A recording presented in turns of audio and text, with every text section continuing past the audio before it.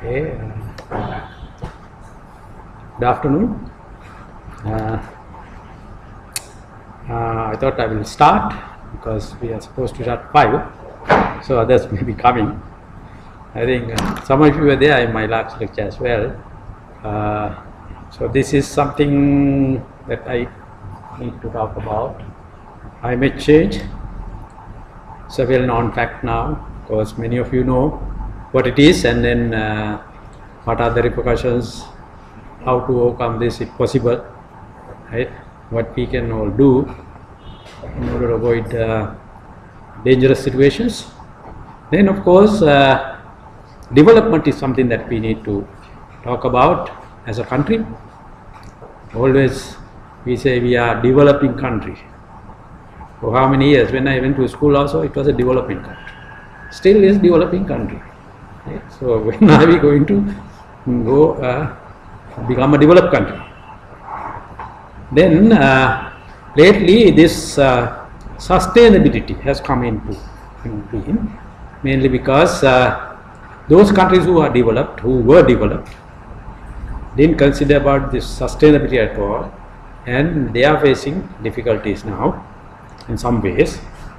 So therefore globally we talk about sustainable development now. Maybe now climate change came into scene maybe 30 years ago. There was this United Nations Convention on Climate Change framework that was in 1992 in Rio. Got together, the whole countries got together, and there's a problem, we need to work on this. How many years ago? Over 30 years ago. Then in Rio plus 20, that is after 20 years. When was that? We had a Rio plus 10 in 2002 in South Africa. Then we went back to Rio again in 2012, after 20 years. And there, this topic came up: development and sustainable development. Okay? And so in my presentation I will touch upon all those things, and as a country now what we are going to do and what we should do for the development. Even though we were talking about just development, now we all realize that the development should be sustainable. Okay, so therefore sustainable development.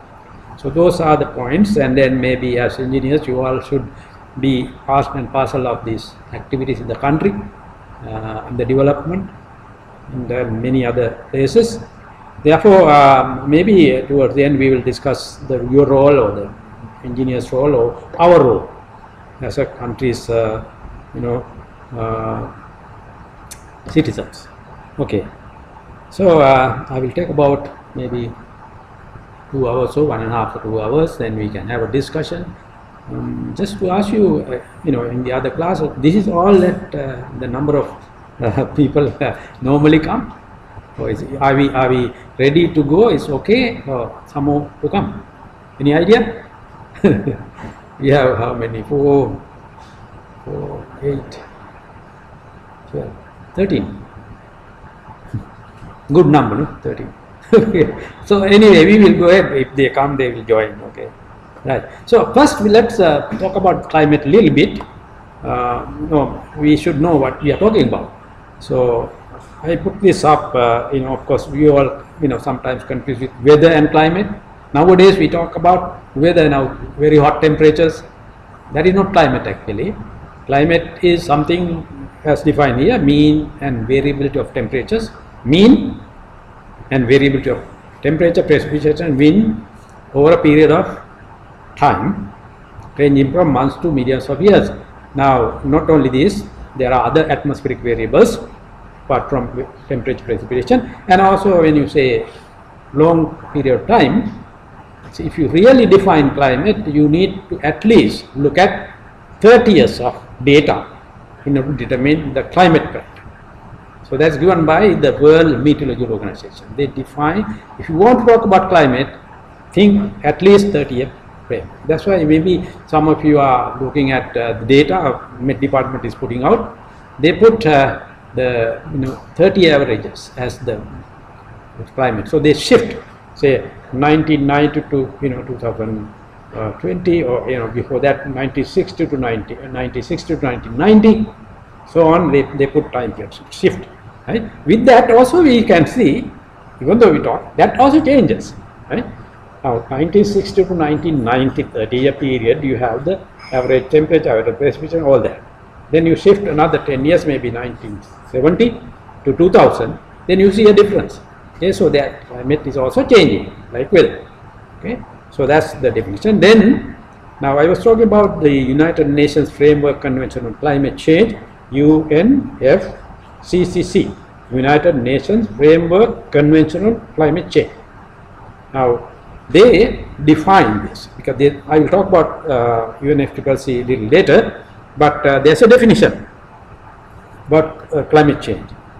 Change of climate which is attributed directly, now I put it in red now, directly or indirectly to human activity, that alters the composition of the global atmosphere and which is in addition to natural climate variability observed over comparative time period.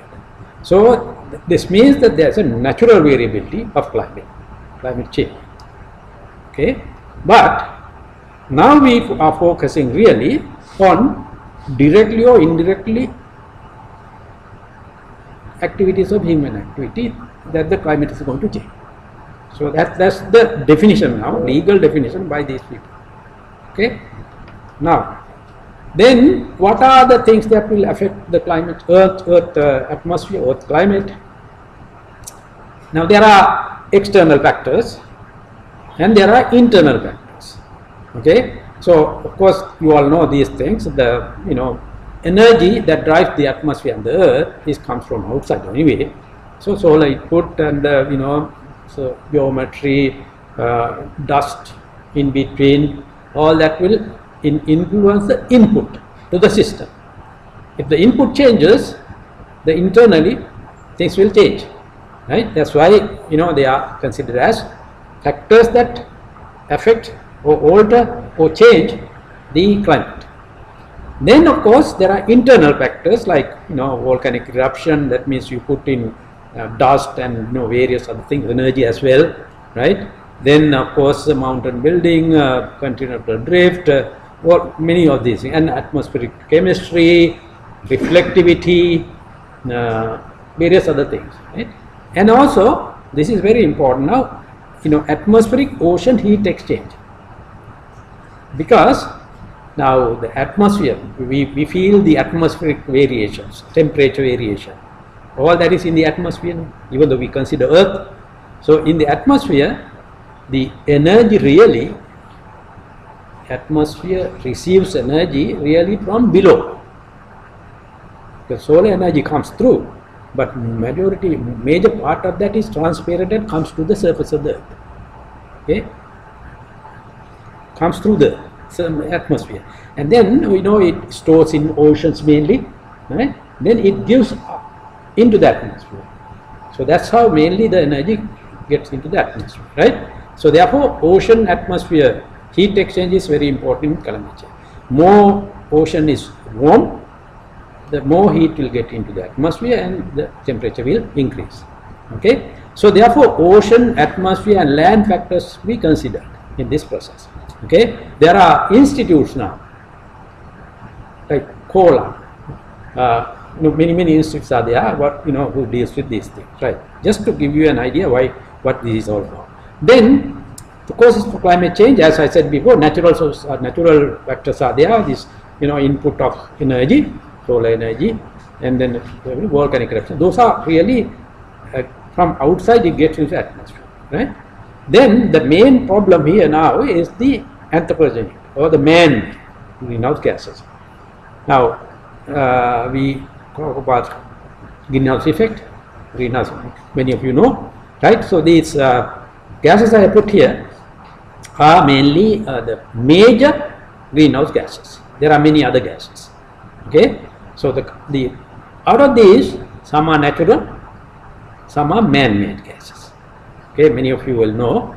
Now, for example, carbon dioxide, we always talk about carbon dioxide, methane, nitrous oxide. They are main greenhouse gases in the atmosphere. They are naturally made, and also they are being increased by human activity.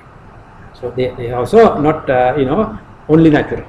Then of course CFCs, HFC, PFC, all that, those are synthetic gases, man-made, not natural. Okay, so maybe you all have heard about CFC. Now it's not there anymore. We don't produce, we don't use them.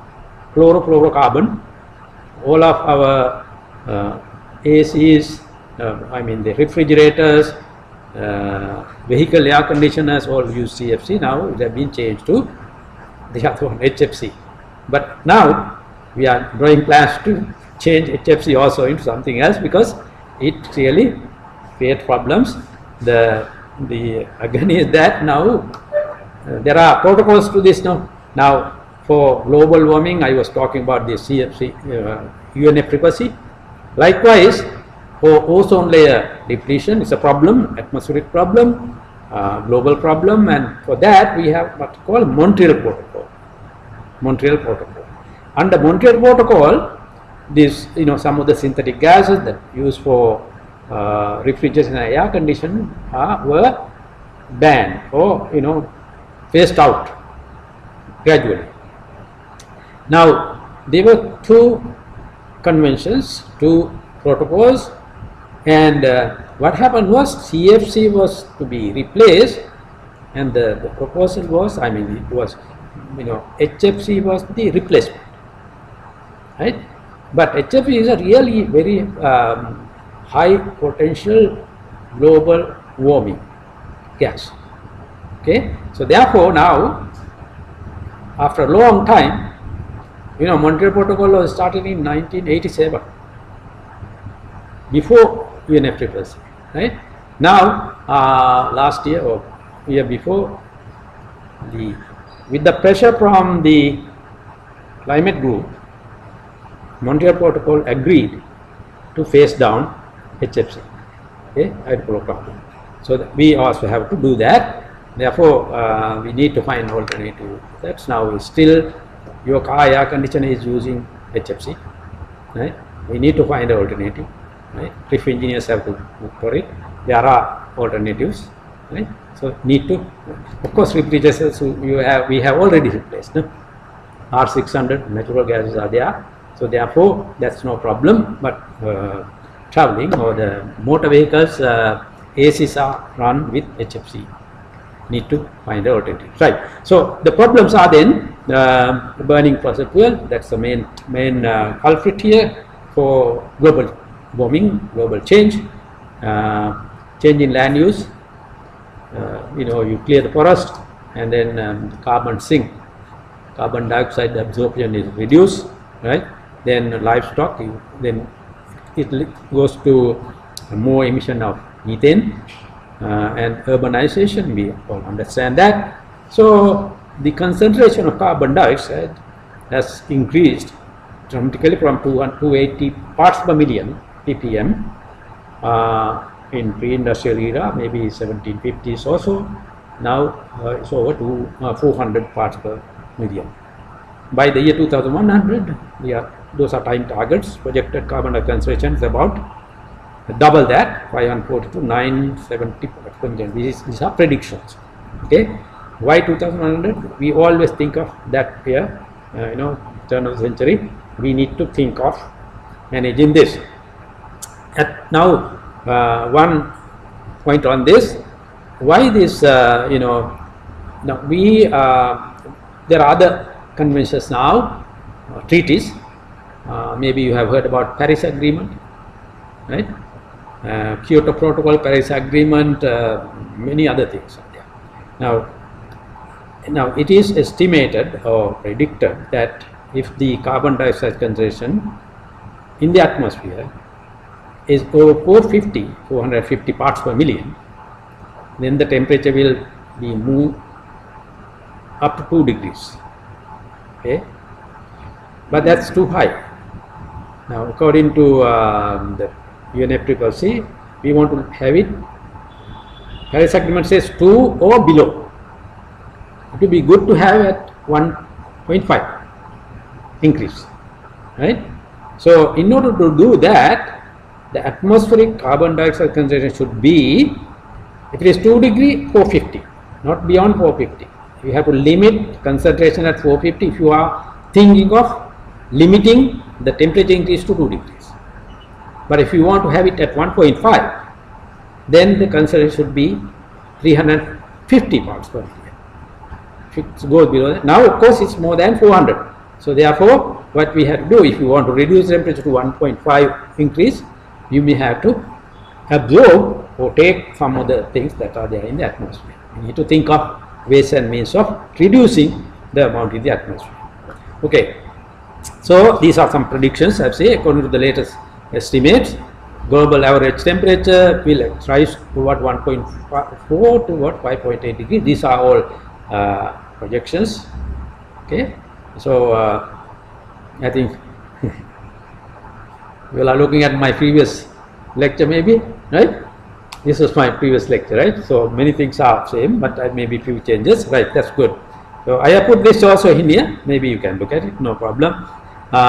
Okay, so during the before 2000, we have estimate of sea level rise about 10 to 20 centimeters. Now it is predicted to be more than that, right? So it is the carbon dioxide is a problem, right? Fossil fuel burning is the dominant factor here. Okay. Okay. So this is also something issues. I'm not going to discuss this, but these are all factors that influence the climate change. Back and forth. If the climate changes, all the other things will be affected. Now we can see the ozone layer is also part and parcel of climate change. Therefore, Montreal Protocol and UNFCCC should work together because it's a common factor now. Therefore, they influence. So, if you deplete the ozone layer, temperature will increase in the atmosphere, climate change will happen, and all the other factors are like that. And the water has a major part here because the water cycle, acceleration of water cycle will create more problems, right? And therefore, that's very, very important that we talk about these things and we get to know what is happening, right? Forestry, biodiversity loss, all that is there. Okay, right. Now then we have something called Intergovernmental Panel on Climate Change, IPCC. Now this was established in 1988 by WMO, World Meteorological Organization, and UNEP. WMO and UNEP got together and established this in 1988. Before UNFCCC anyway, and its role, of course, is the authority body that evaluates the climate change and human activities.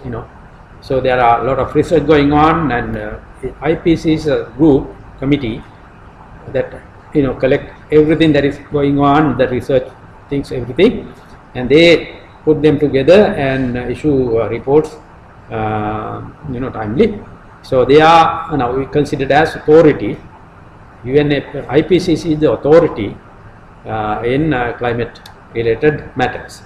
So therefore even UNFCCC uses these predictions for their discussion and actions to be taken. Okay. Yeah.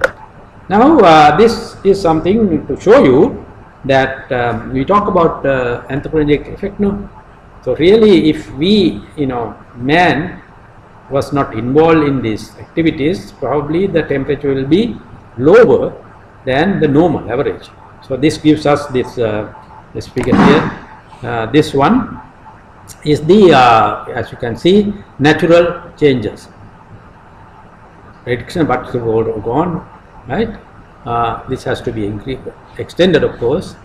And of course, if you put the prediction and natural and anthropogenic changes together, we get this red curve, and observation goes with that. So therefore, this is the fact that to show that anthropogenic activities, the human activities, causes the change, not the natural factors.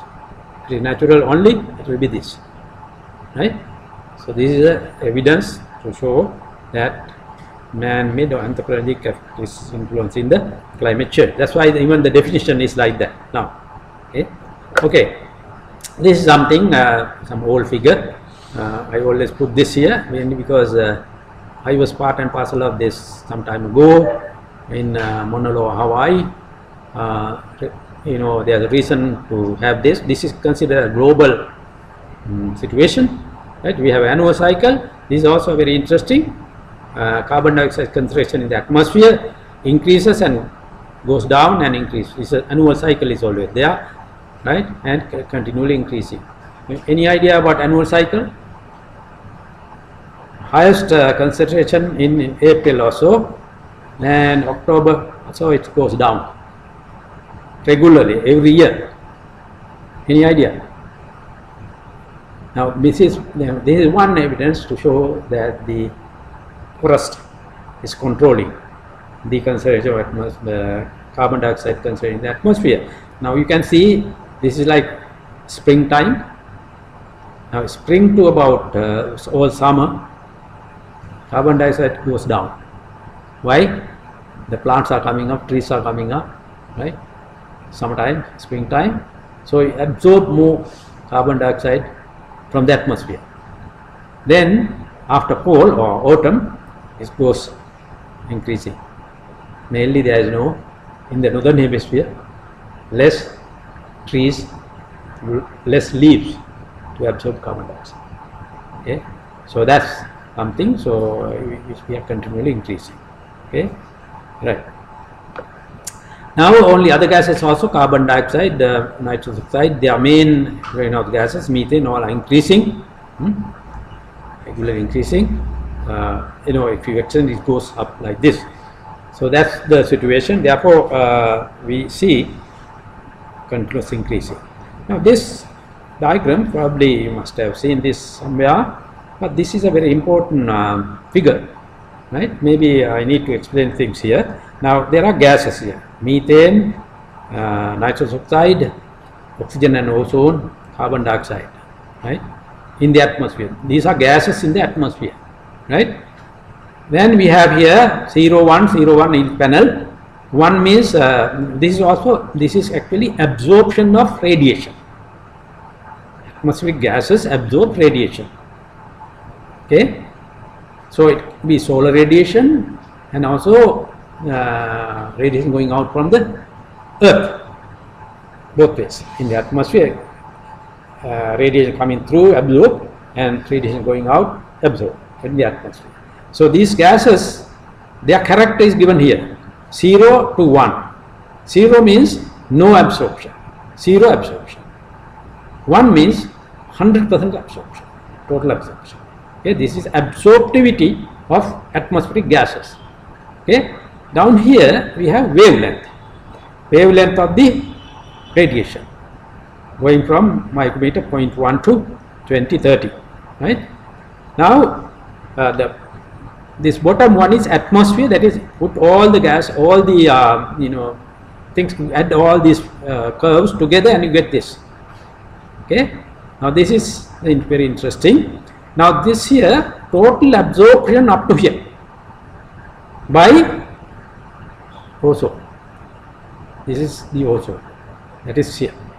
So ozone layer absorbs all 100% this radiation. What are these now? Very short wave.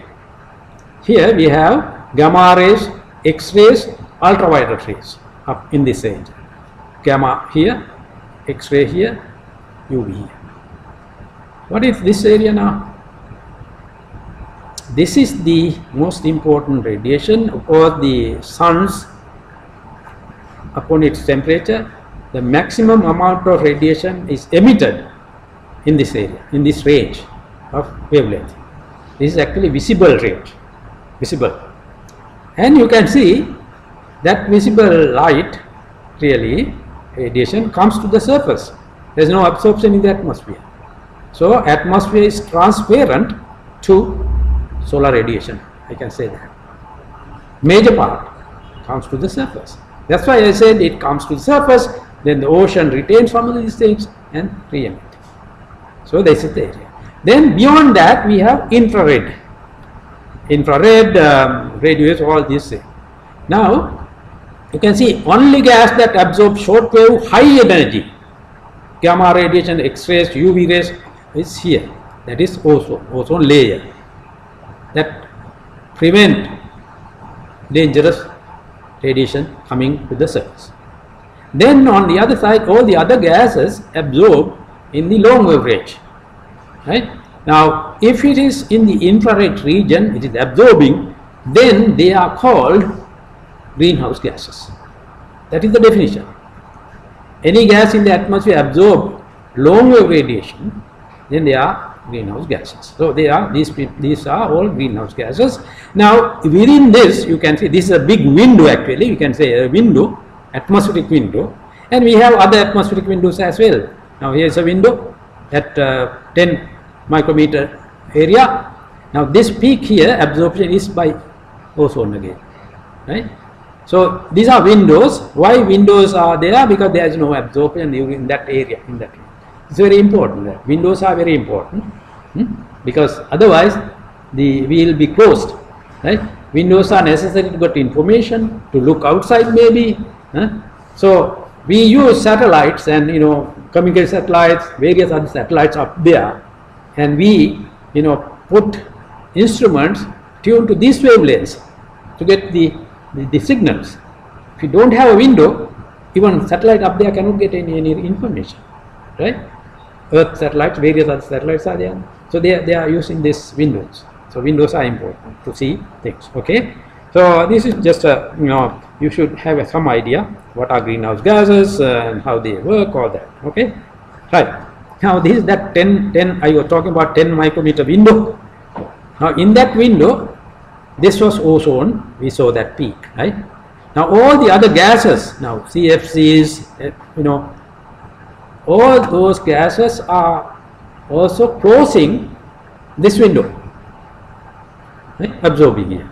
So closing the atmospheric window that allows long wave radiation to escape, right? So if you have closed this window means no trapping of radiation in it. So therefore it increases the temperature and that leads to climate change. Okay. So therefore now of course the CFCs are all gone, we are not using them, right? But other things, other gases are there, they are closing this window. Okay. Okay, just to now 1990 situation here, emissions of carbon dioxide. Why 1990? I put this mainly because 1990 is a year, target year, right? It's a landmark because in UNFCCC it was 1992 and they were focusing on the emissions in 1992 globally. From there onwards, the convention says we have to cut down from this level so much. So this is very important. Looking at the now here, there's also Annex 1 country. Annex 1 means in the industrialized countries, developed countries. You can see USA. Now this is the emission now. So USA, Russia, EU, Japan, so on. Poland. Now here you may be thinking now today's situation is slightly different. Now the major emitter is USA and EU going to do this and Russia, right? 1990. But you may ask me what is the present situation? They are all emitting yet, right? But maybe you have heard about China. China is not here now. China's figures are not here. Why? Because China is not an Annex 1 country, still not an Annex 1 country. Okay, so they are a developing country still.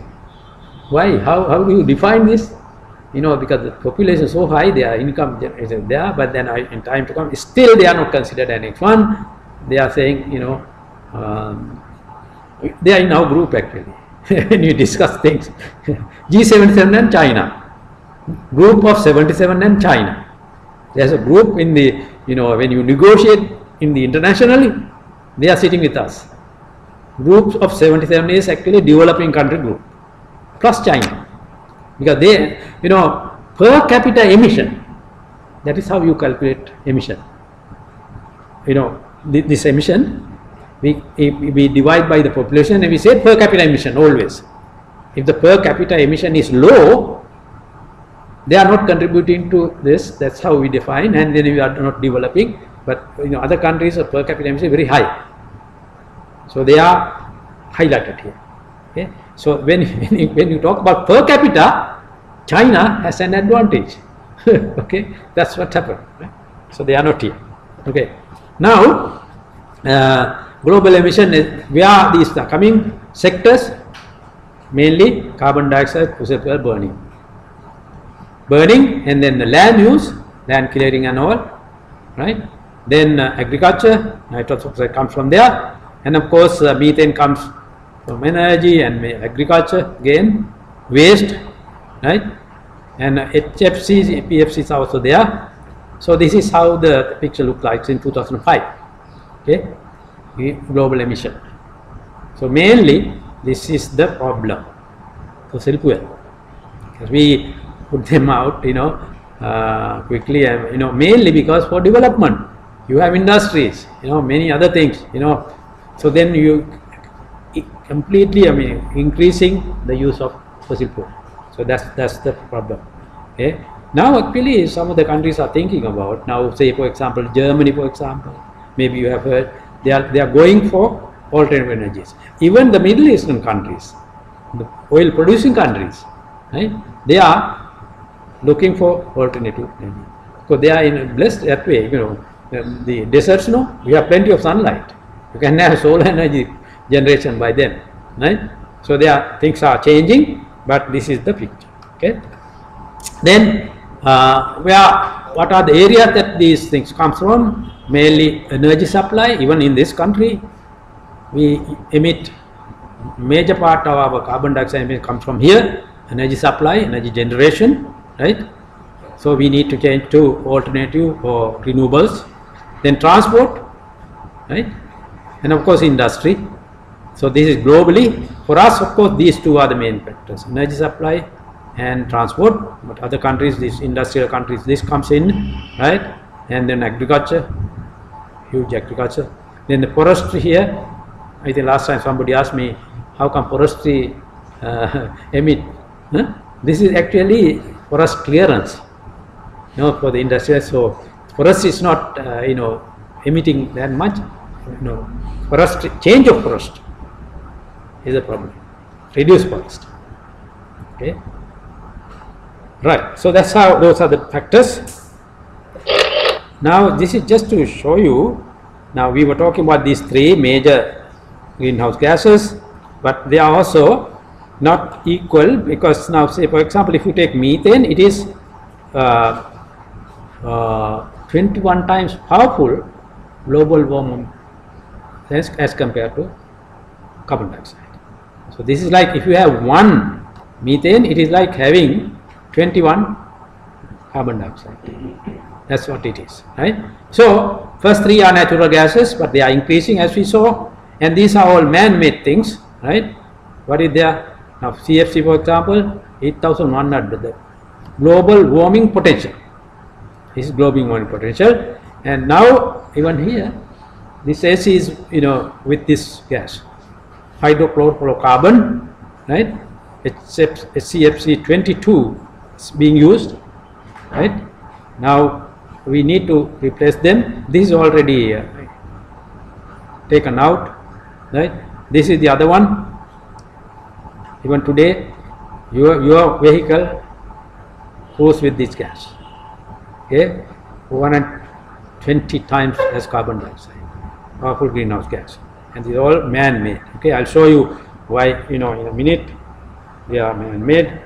So here, this is this is all the natural gases, and there are the synthetic gases, man-made gases. You can see pre-industrial times only these three were there. They were zero here.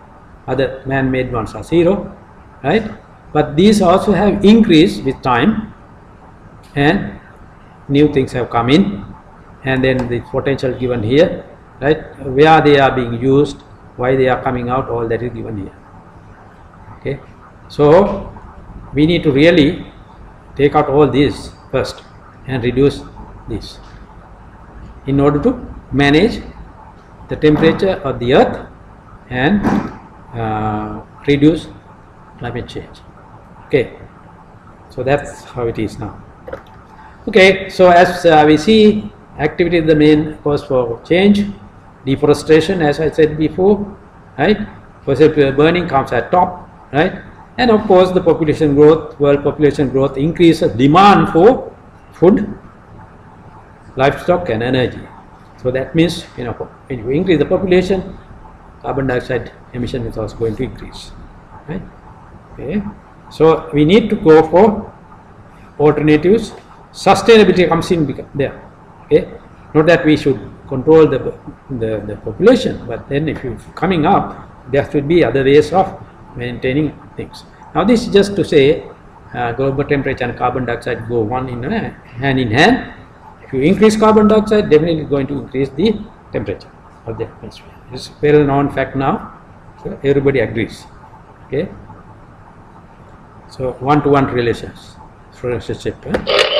Now these are predictions that I put first. This, you know, this 1.4 to 4.8 degree comes from the model outputs. Right? These are all, these lines are from different models, and the range come from here to here. So you can see 5.8 is up here and 1.4 is down here. So at least, you know, we need to keep it at 2 according to Paris Agreement. 1.5 is here, right? So lot of things to do. This is how it's going to be. 2100 projection. These are all given by IPCC, Intergovernmental Plan for Climate Change. Okay, that's the estimate. So we are looking at that. Okay, then of course sea level rise is a problem, especially for us as well. We know that if the rainfall goes up, those glaciers are, you know, melting, right? They all add into the ocean, and then of course temperature, special tropics now, for example, high temperature means expansion of water bodies and all that, and therefore ocean level, sea level will rise, right?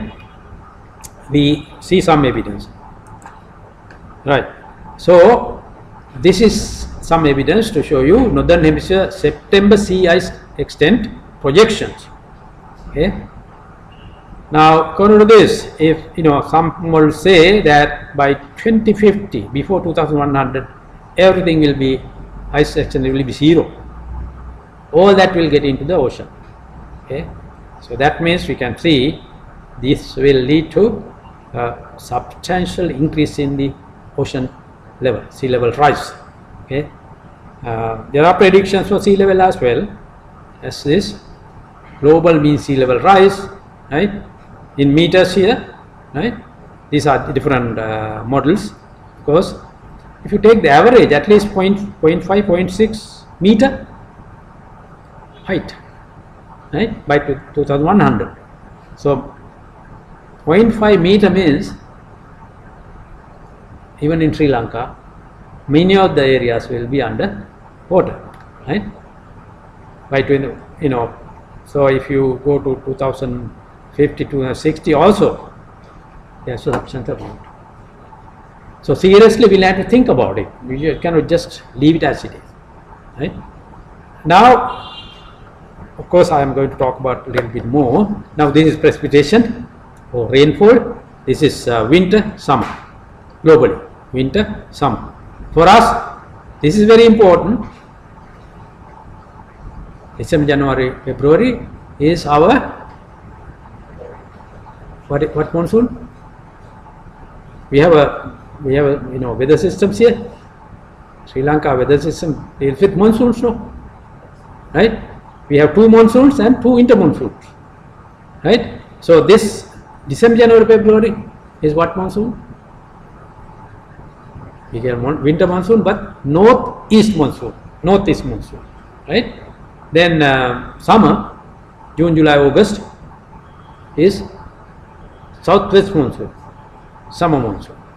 In between you have first winter monsoon in March, April. Now we are in that area. March, April. Now we are in the intermonsoon. That's why no wind, right? Heavy, sunlight comes through. We are overhead sun and very hot, right? And then September, October again we have the second intermonsoon, right? Now let's look at the rainfall. Now northeast monsoon and the second intermonsoon and northeast monsoon. That is November, December, January, February. Very important rainfall wise. Why? Northeast monsoon and the second intermonsoon gives us enough rain into the areas where we cultivate. East, northeast, right? If you fail that, then our production, agriculture production will go down, right? Then on the southwest monsoon, we get a lot of rain in the southwestern side, right? If it increases, we have a lot of problems. Flooding, landslide, all that we experience now. Don't you think that, with time, with your lifespan, these things have changed? Droughts are now continuous drought, right? And it affects our energy supply, various other things, agriculture as well. And on the other hand, we have more rain means we have real disastrous situations in this country. Now, look at this picture now. This is the projection, right? Now here we have precipitation low and high. Above average, below average. Okay. Now go here. This area, just globally, we can see that more red here as compared to this. But let's look at Sri Lankan area here. We have less 10% or 10 to 20% less rainfall predicted in this area during northeast monsoon, June, December, January, February. And come down here, summer monsoon, southwest monsoon is 10 to 20% higher rainfall. Okay, so we would like to have it in the other way around. If we have more rain in the northeast, we can use it for energy generation, agriculture, improved agriculture, extend agriculture. That's better. But this is real problematic for us, right? As a country, climate change, rainfall, all that is in the other way around for us, right? Not in a good way, in a bad way, right? So this is what it is. Now we have predictions for our country. We did that. That it also repercussion, shows the same thing. Global model shows that. If you do it for Sri Lanka, we see that Sri Lanka is being serious water stress. Dry zone is more dry. This area will be more dry, and this area will be wetter. Double trouble, right? So this is our prediction as well. We do that. Okay. Right. So climate change is not good for us. Not so. It's really physical impacts. I go quickly on this. Prolonged droughts, severe and frequent cyclones. Maybe you have heard, you forgot about it, but then many things have happened. Right. These are really we had high intensity rainfalls. We had right quick rain and floods and storms. All that were there. Effect weather and extreme weather events are these. Right. With that, we have real problems in this country as well. Really speaking, the tropical belt is mostly affected. Tropical belt. If you take the tropical belt, what are the countries in the tropical belt? All are so-called developing countries. It's a developing world. Developing world is affected mainly by this climate change. Relatively higher as compared to north and south. Okay, so really we are in trouble. Okay, for us, being a developing country, island nation, very much vulnerable to climate change impact, right? Temperature rise is a problem for us nowadays. Without AC, we can. Now at home also, can you sleep without at least a fan, right? Night time also, daytime, night time. Daytime you cannot even stay inside the house. We have to go to under a tree maybe, right? So in that case, we use more energy now, right? More energy has to be used. More energy means more electricity generation, means more carbon dioxide into that, right? And also our mill, we don't have oil, no. So we import oil, so we need more funds, right? So we have a problem there. temperature rise, sea level rise in the long term. I'll show you a map, what will happen, right? Then drought, of course, now we can see, and then of course high intensity rainfall, we have experienced that. See, thunder activity, you see, you may have seen now recently, we have something called tornadoes, high winds. Now, I have been working in the weather service some time back, actually, in 70s. We didn't have tornadoes. And I came back and I said these are, now they are talking about tornadoes as well, right, in this country also, right. Increased thunder activity, then agriculture will be definitely affected.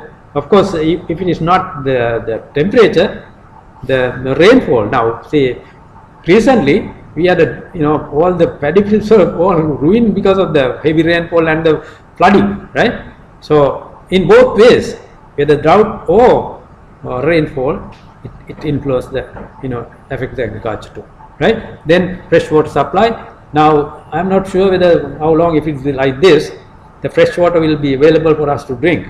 If the Kalari River goes down, we will be pumping in salty water, right? It happens in the Kaluthara site, right? Recently, right? Even here, sometimes we got salt water coming through our taps, right? Then, of course, if the sea level goes up, it's going to be aggravated, right? Okay, biodiversity is a problem, right? We have, we talked about biodiversity in this country, but with the temperature and the other things, it can change. Then, of course, human health is a problem, right? Of course, now we have something else, but this is related also, right? In a way, this corona thing, our real problem, we have found one person, I think, some tour guide or somebody, but to some extent we are controlled. I am just thinking, as a layman, maybe the high temperature, this coronavirus cannot stay with the high temperature, maybe, right? It's coming from cold places, right? Maybe we are blessed with the high temperature now, but even then, it's a real problem for us because we cannot be isolated, right? So things are happening. So in this situation with the climate change, our agriculture, water resources, human health are the most vulnerable areas. Right? So we need to really think of those. Other things are also there, but they are really problematic for us.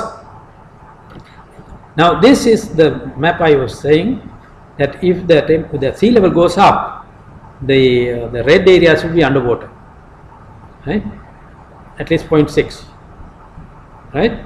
So the highly populated urbanized coastal zone of Sri Lanka, especially western, southern, northwestern and the eastern province will be directly impacted by climate change and serious caused by sea level rise and increased precipitation, right?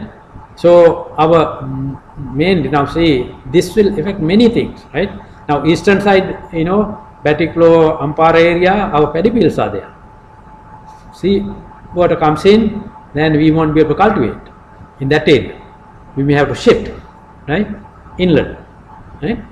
Then on the western side, we have our railway tracks, various other things, hotels, right, tourism industry, mainly our economy will be affected with this. Look at the north, Jaffna. We had real problems there, but in a way, if the tree rise, that Jaffna is going to go out, so our map will be different, like an egg, right?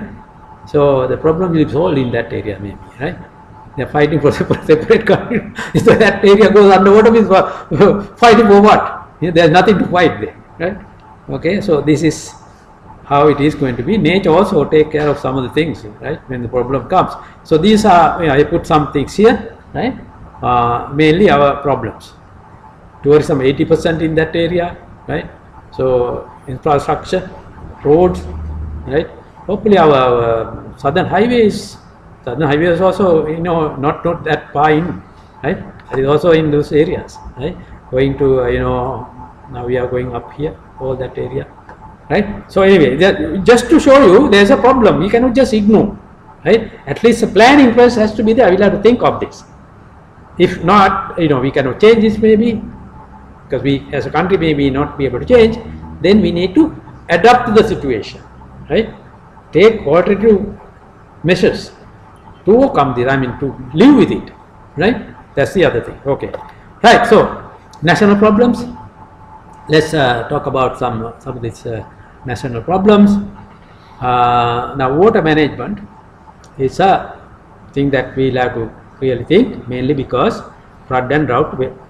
So sustainable use of water because of flood and drought. I think last time when I took the lecture I was talking about, now we have excess in the southwest, less in the northeast. But if you take the total rainfall for years now, average rainfall has not changed, annual average. In other words, for January to December, the total rainfall for Sri Lanka, if you calculate, right, it's more or less same. Only thing, it has come in different times. It downpours heavily in very short period, and we have a drought period. Again in a short period, and then washes off everything, right? But the rainfall, if you average, is same, almost same. So therefore, really, if you can think of a method of managing this water management, maybe some of you are in the water field, right? Water management. Now, one time we were, I think last time I told you that we were thinking of pumping or moving, taking from the southwest to the northeast, or the say Hambantota area from that side to Wayamba. If you can, just excess water can be transported some way. But innovative methods have to be there. You engineers have to think, right, how to do it. If that can be done environmentally, and if it is feasible, even with some initial cost, it will be useful to do. So water management, in other words, try to balance between flood and drought. Okay, maybe one day we'll have to think about it, right? Now, for example, Israel is doing marvelous job on this. They have the rainfall that they get, they manage it such a way. They are producing enough to export agricultural food, and they rainfall is not that high there, right? Okay, now say if you annual average rainfall, our situation is 900 millimeters in the dry zone, 5000 millimeters in the wet zone, right? So there's a disparity. It is not equally distributed in the country. So we have more in the southwest. Now, so average is 1900 millimeters. Globally, if you take, rainfall is 750 millimeters. So we are at an advantage situation here, because we have enough rainfall, enough water, but only thing is that we'll have to manage it if possible, right? Now, China, for example, I have put here, they are, there are some sponge cities. In other words, in major cities, they have areas for retaining, absorbing like a sponge, so that they will retain there, they will not go out to the sea. Now, so China will retain 70% of rainwater in 80% of urban areas by 2000. That is 2020 this year. That they are. So for us, I put here diversion. It's for us. Think of diversion, right? And of course, looking back our history, our kings have done this to some extent, right? This Lanka system, tanks, small tanks, big ones, all that. They had realized this, and kings have said that no, don't send water out without using it, right? So there's something, we had that vision, but with time things have changed. But we are also trying now to come back, re-establish Lanka system. But we went for big things, Mahaveli and all, right? So actually, maybe some of you are in the Mahaveli. I'm also, I know some of the people, and then our secretary was actually Mahaveli engineer for 30 years, right? He was talking to us on many things that they did wrong, and he realized he's in the environment. No, now he is no longer there. But anyway, maybe you all know, no? Mr. Rupa Singh. Yeah, so he has been talking to us in many areas, right, on this, right. When he was saying, now maybe nowadays you engineers, you get some dose of environment lectures, no? Environment related lectures you get, no? Those is nothing. Engineers are engineers. They don't care about the environment right now. They do, build, cut, clear the forest and have a building, right, town, all that, right. But now there are new see, now they are called what? Townships are called Harita Nagar, right. In Mahavilswan also now they are built Harita Nagar, Kaluganga area. Right? You have now see what are the city that went underwater due to Kaluganga and this latest version in the Mahavali. Maithpal is an open. Don't know. You all are not engineers. What is the irrigation system, that big irrigation system that opened recently in the Mahavali zone? In Akkal's area? Huh?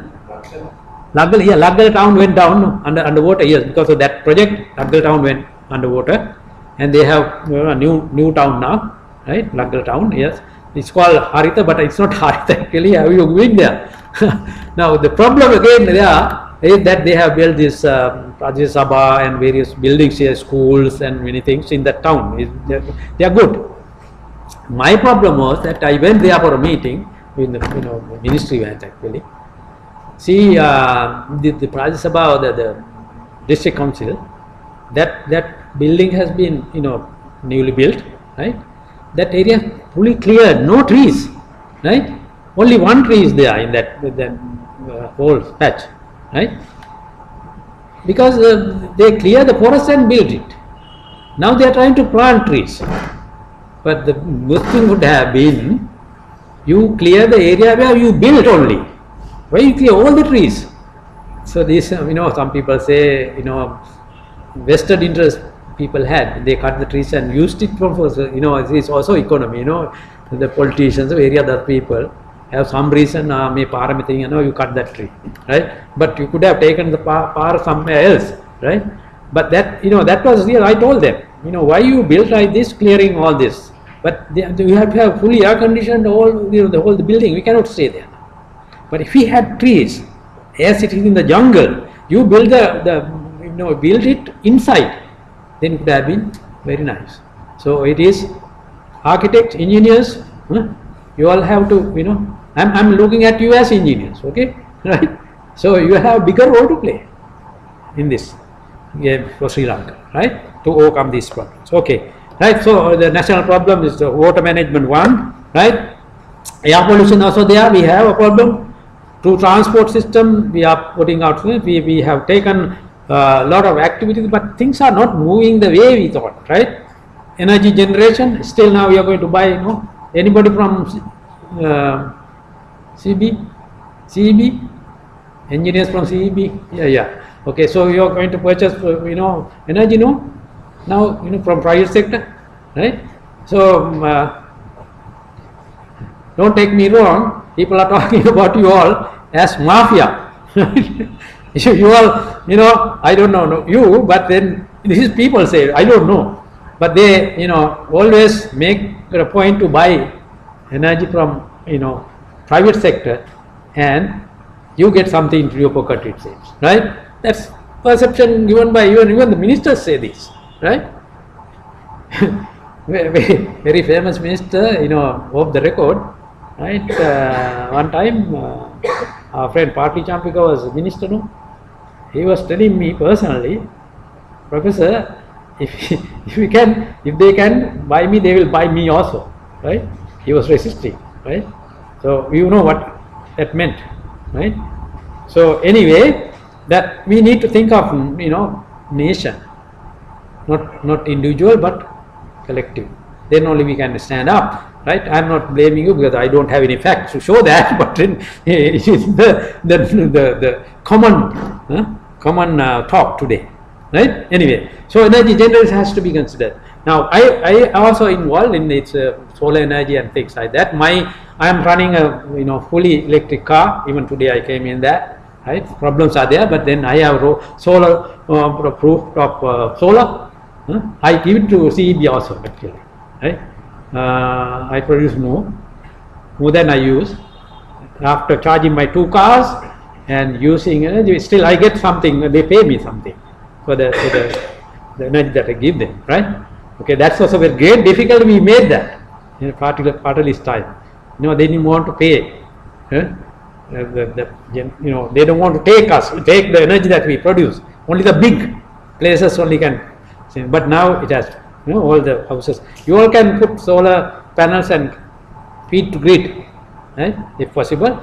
There's an initial cost, of course, that will be paid back because you are getting it. And you are happy as an environment. I'm happy because I lose financially. I'm happy that I'm doing that. Okay, so think about that. That's the thing that we need to really. So agriculture, then industrial processes, waste disposal is a real problem in this country. Right? I have been living in Australia. I can live there also. My daughter is there. Actually, I came 2 months ago. 3 days ago. I was there for about 3-4 months. Right? I'm not saying that it's the best country. I always say Sri Lanka is the best country. But we have to put our things together, right? Make this a beautiful country, a successful developed country, right?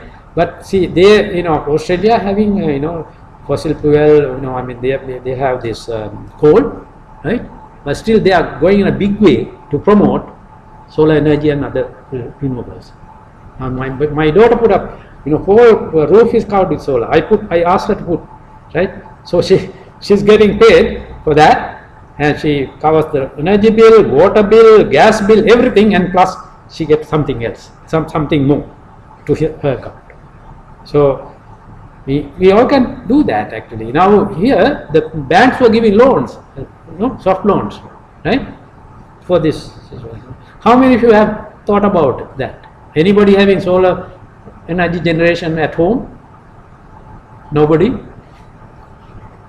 Same, engineers should take, are you having solar energy? No. Promote that, solar energy. And of course, wind energy and other things. I am a promoter, I'm in the environment also, that's why. Okay, anyway, to overcome these things. Now, waste also is a problem, right? Now, I was talking about the Australia waste, they pay for that actually, Bins are there, of course, here if you create the bins, next day bin is not there. There are really bins are there.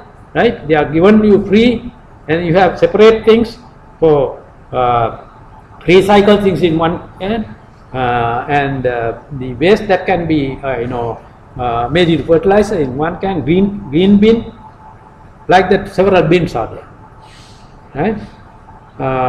Because of the maybe education, they obey the rules. I was living in the USA for 10 years actually, so there are rules. And then everybody obey the rules, and then they are all happy. Now there are no parapet poles around. See, we were living in a house actually, my daughter's house. Anybody can come to the door. Road is there, nothing, no prevention. To tell you, we ordered a computer, big computer.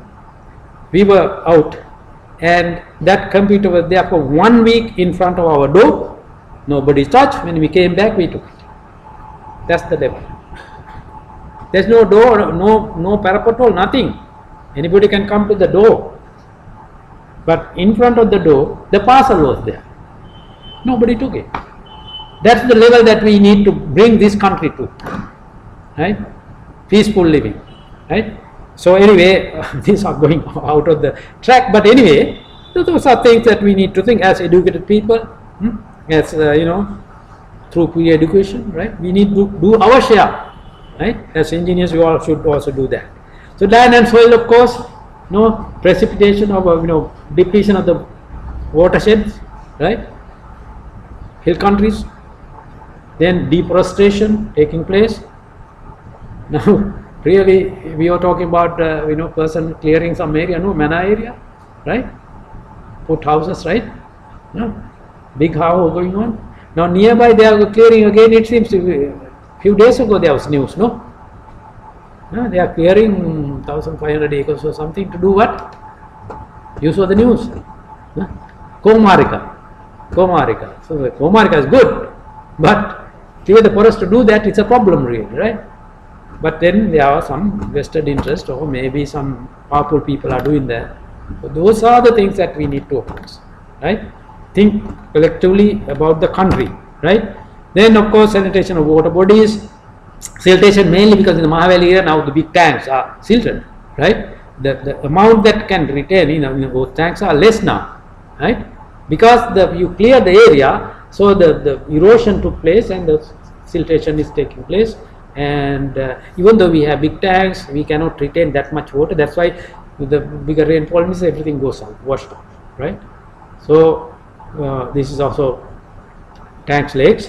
Then soil fertility going down, so the agriculture, so pollution also taking place, KDU, all that is because of kidney problem, various other problems are there. So these are general problems, our society problem, our problem. Apart from the development, these are really things that pull you back from developing the country.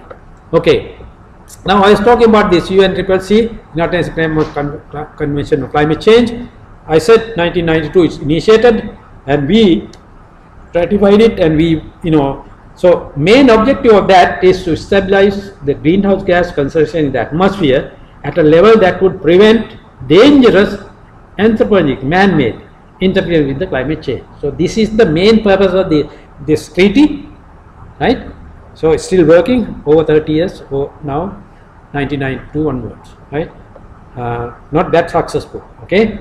But as compared to this, Montreal Protocol is very successful. I was there, that's why I'm proud. I got an award also from Montreal Protocol for implementing the Montreal Protocol here. Best implementers award I got in 2007 in Montreal. So I'm proud of that. So Sri Lanka's flag was very high at that time. I was in charge of that, right? So while Montreal Protocol is not only here, Montreal Protocol, the saving the ozone layer, globally is success story. But this one is not success story yet, right?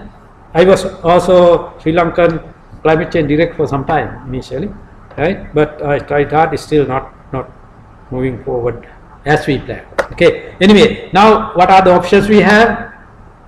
Climate change versus we can prevent. In other words, mitigation is prevention. When you say mitigation, you mitigate climate change. Mitigate means you try to reduce. How you do that? You reduce emission. You reduce the carbon dioxide in the atmosphere. That is mitigation. Either you take it out or don't let it go into the atmosphere, carbon dioxide, right? That is mitigation. Whether we can do it or not is a question, but if you can do it, it's good.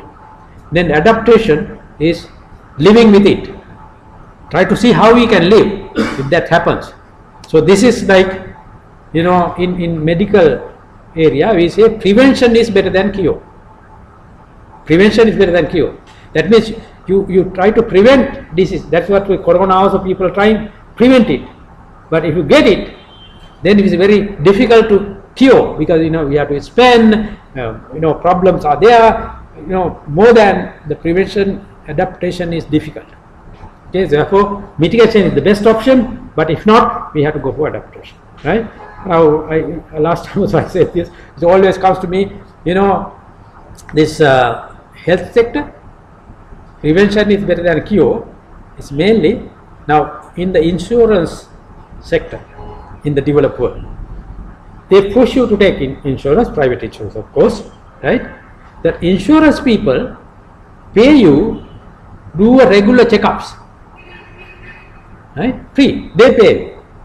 They say please go, if you are 40 or 50, go twice to the doctor and check up all that, take your test, x-ray, this and that, all paid by the insurance company, right?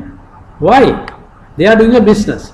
They are trying to prevent this is getting into you quickly as possible. But if you get it, they have to pay, right? So insurance people are, but it's a good way of doing it, right? You check up and prevent.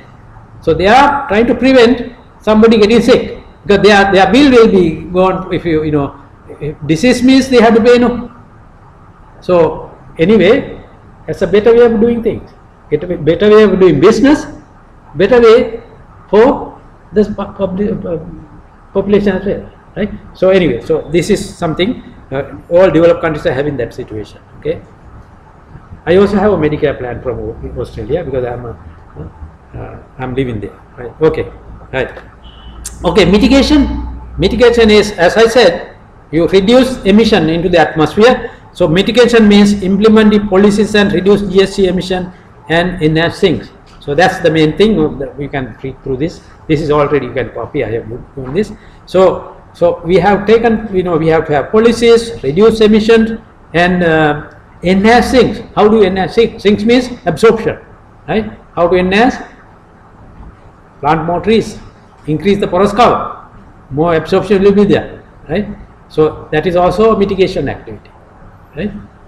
You reduce the emission and increase the absorption, right? Okay, right. That's mitigation. That's better. Then we are talking about sustainable development. I said at the beginning it should be sustainable. So what is sustainable development? Is development that meets the needs of today without compromising the ability of future generation to meet their own needs. In other words, ada kala bila ඔක්කොම විනාශ කරලා දීලා හෙටට කිසි දෙයක් නැති කරනවා වගේ වැඩක් නේ, right? So sustainability is that. Sustainability means you have something for tomorrow as well, for next generation, right? Don't destroy everything this year. So resources, mainly resources. Okay, so no survival without sustainability for whole world, right? Sustainable development, now we are talking about that. There are two independent components are there. That is economic issues, that is money, right? Economy. When you say development, you talk about that only, right? Developments, you have more money means you are developed, right? That's what the industrial country did at the beginning, right? But there are social issues and also environmental issues. Those three are pillars, right? We need to consider if you are thinking of sustainability, sustainable development. Okay, right. Now I talked about Paris Agreement one time. Now it was in COP21 2015. Our president was there, we were there, and then this is what the Paris Agreement is. Enhance the implementation of UNCCC, United Nations Framework Convention on Climate Change. Enhance its implementation. Aims to strengthen the global response that response to the threat of climate change in the context of sustainable development and efforts to eradicate poverty. This is Paris Agreement, right? So we can easily fall in line with this. This is what we want also, right?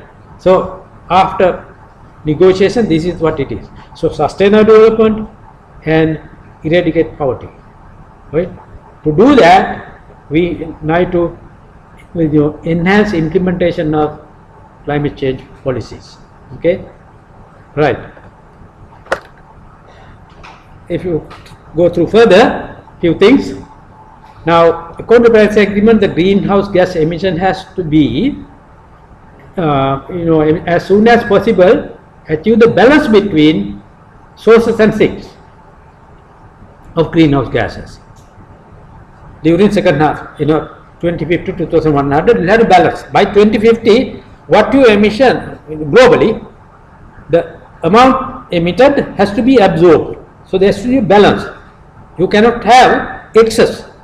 You cannot have more emission and less absorption. So this is what it is. So you have to balance that. Zero addition to the atmosphere. Okay. So that's one thing. And to keep global temperature increase well below 2 degrees, and first you efforts to limit to 1.5. I told you at the beginning, if you want 2 degree, atmospheric concentration should be 450 parts per million, not more than that. If you want to be 1.5, it has to be 350 parts per million, not more than that. So we need to achieve that. So this is part of Paris Agreement, right? And also review the progress in 5 years time. So this was 20, now 2020, we need to look at, so of course there are some funding agencies, funding processes to do this, $100 billion a year in climate finance for developing countries by 2020. How successful I don't know, but this is the commitment to further enhance the finance in the future, right? In other words, all have to get together, not only developing, all have to work together, because even you cannot be separate. Even the developed world cannot be separately managing their situations. Global change will climate change will affect them also, right? And now say the corona, you cannot be it's globally now, right? You cannot, we have to work together, globally together, to prevent anything disastrous. Okay, so that's the here. Now we had Rio we had in 1992, Rio 20 we had in 2012, and there was something called outcome. This was also in Rio, right? Rio plus 20. Outcome. There was a document called outcome document. Future we want, right? There we had 17. This led to 17 sustainable development goals. Sustainable development goals and 169 time targets are there, right? Targets are there. You have to be like that, right? They are all action oriented, global in nature, universally applicable, and of course indicators are focused on measurable outcomes, right? So there we have to integrate economy, social and environmental aspects and recognize their interlinkage. They are interlinked. They cannot be separated. So that's when you talk about development, sustainable, these are the things that we need to really think, right? So just to show you, these were there are 17 goals, 16 plus the connection. Now for you, engineers have to think everything is needed, but in that also I am going to focus for you all to take action, right, in this country.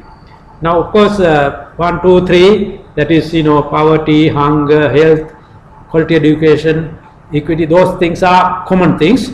But clean water and sanitation, engineers have a bigger part to play, right? Then renewable energy, engineers have a big part to play, right? Good jobs, of course, income growth, you have a role to play. Then what are the other things? Innovation and infrastructure, you have a bigger role to play. 11, sustainable cities, right? And communities, you plus architects and all, they have to make a role. Responsible consumption, general thing. So out of this, now I said 6, 7, 8, 9, 11. You all have a major role to play in this country. Okay, please think about it. Okay, please think about it. Now this is there. You all can, of course, this presentation I have given free, not PDF. You can copy, you can change anything. Nothing to hide. So you can copy this, right? So I am going quickly because no time for you to write down. You can always access this. All right. Okay. So I am just highlighting points here. That's almost 6:30. Okay. So you can this is also there explanation. For example, if you take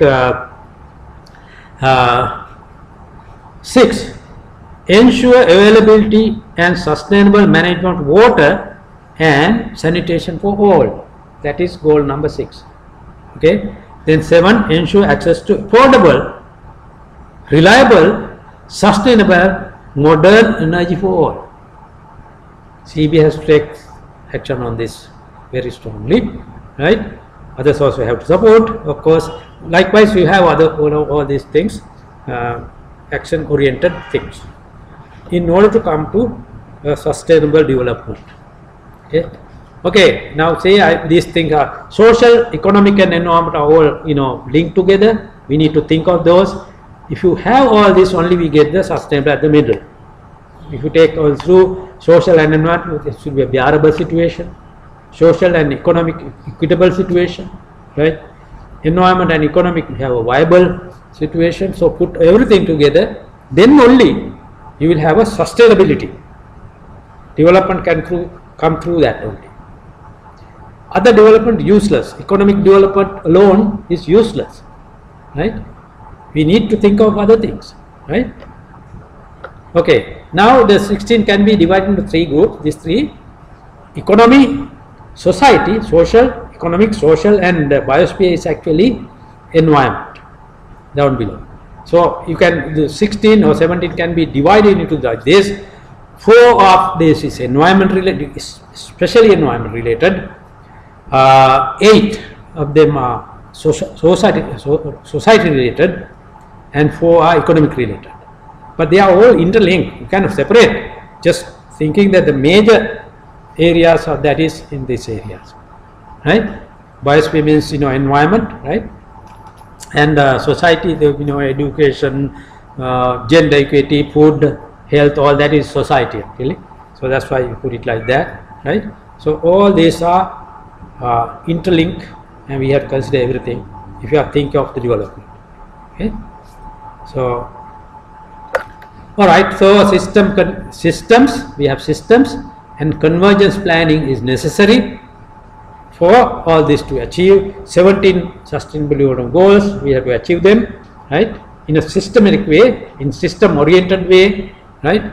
And also targets are there, 169 targets, right? Now other things are a little outdated, right?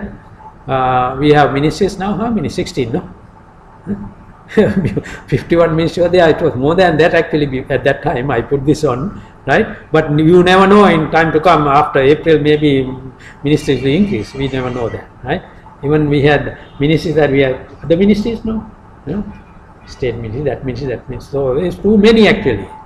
If you look at countries like USA or developed world, you don't have that many ministries. Even Australia, you don't have that many ministers. One minister was sacked because there was a resigned. There was you all must have seen the news, no? Some sports they funded. That minister, lady minister, is a member of that. So she had to resign. Went home. Right? That's the way it is. Okay. Anyway, I don't know whether we have to come to that level in this country. I don't know when that will happen. Right? You take responsibility, then only you develop. Right? Okay. So we have agencies. Of course, they have all worked together because they are all interlinked. Right? So in this Sri Lanka government, we have the central government. Then of course 9 provincial councils. We have 335 local authorities. That is 23 municipalities, 41 urban, 207 division councils. So all, we have ministers, this and this, so many people. But in order to achieve this, all have to work together or reduce those numbers, right? Maybe you are increasing the local authority. That's another one, no? Some authority recently given and taken back or something. News came up, right? So I mean, more you create more things, but it is nothing is really moved towards development. That's the problem, right? Okay. Now, standard of living, we talk about this because if you if countries develop, your standard of living is going to go up. No, that's what it is. We want that. No, our standard of living has to go up, right? As we develop, right? So standard of living has to high. So standard of living and quality of life is determined by the quality of the environment we live in and not by the consumption. But people think consumption, if you have more things, then you are developed. But no, standard of living is not that. We need to live peacefully in a peaceful environment. Then only we are our standard of living is high, right? That's how really we have to think. Okay, so this is not the right consumption. Right? This is not the right consumption, right? You consume. No, you have what you want, not excess. Right? Excess is a problem too. Okay. So what is the quality of life? I have think of this. So this is the way some people look at as the quality of life. Having more money, more material, cars, houses, right? Then having more power. Power means not that power, not electric power, other powers. Electric power is also needed. Right, but other powers, political power maybe, power, more friends or enemies. You have to have more points. Living in restricted diet plan, because then you are you eat more, and then you will have to doctor will say don't eat that, this and that, so you will have to restrict intake, has to be reduced, right? You have to go to medical examination, right? Because regularly you have problems, right? You go to medical examination, and you live in a degraded environment. That even though some people think this way, this is not the quality of life, right? Quality of life. But that means, to me, something like this. You have to have fresh air, good water, uncontaminated water, fresh air to breathe, good education, good health, having comfort and convenience, having genuine friends, having caring neighborhood, having peaceful sleep. If you have a good neighborhood, you can sleep freely. You don't have to be worried about thieves, no, right? That's why I talk about this Australian situation. I mean, there's no problem. All that has to come up through only. Now we cannot impose that. It has to come up within. The society has to improve. Societal changes. Okay, right. Okay. So then, major aspects of sustainable development are these. We are talking about sustainable development now. Consumption and production. Those are the two things that we have to do. So, can we achieve sustainable consumption and production? If you can, then we can sustainable development. I will go a little quickly. World is on a path to destruction through human activity causing rapid resource depletion. You are using more than what you need. Heavy environment pollution, which has exceeded Earth threshold capacity. This is the problem that we are having. So we need to really think the consumption. Okay, I can give enough examples for you to think actually. Now, for example, you go to a wedding and you eat lunch, right? You get a plate full of lunch, you put this and everything, and you come and you cannot eat everything. Half you leave and go. That is not sustainability. You have to take what you want, not more than that, right? Mahatma Gandhi said no, right? What did he say? In this country, everything is there, all enough resources. There's enough for need, not for greed.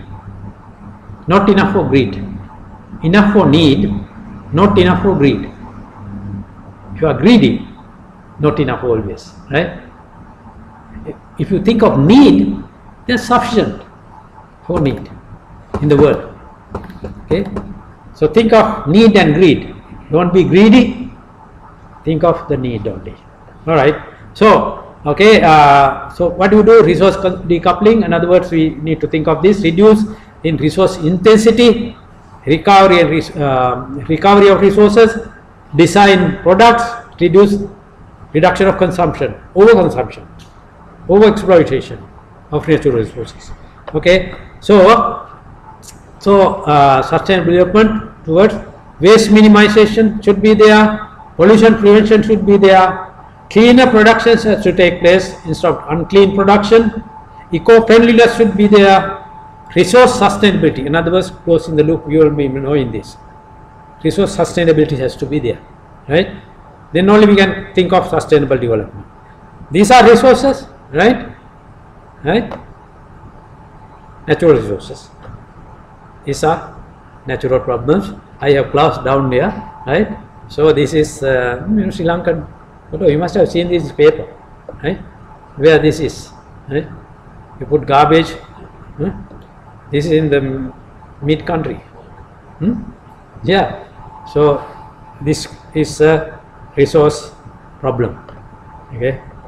Okay, sustainable production. Sustainable production is resource efficient and cleaner production.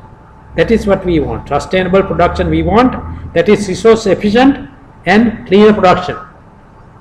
That is what we want. Okay, for sustainable production.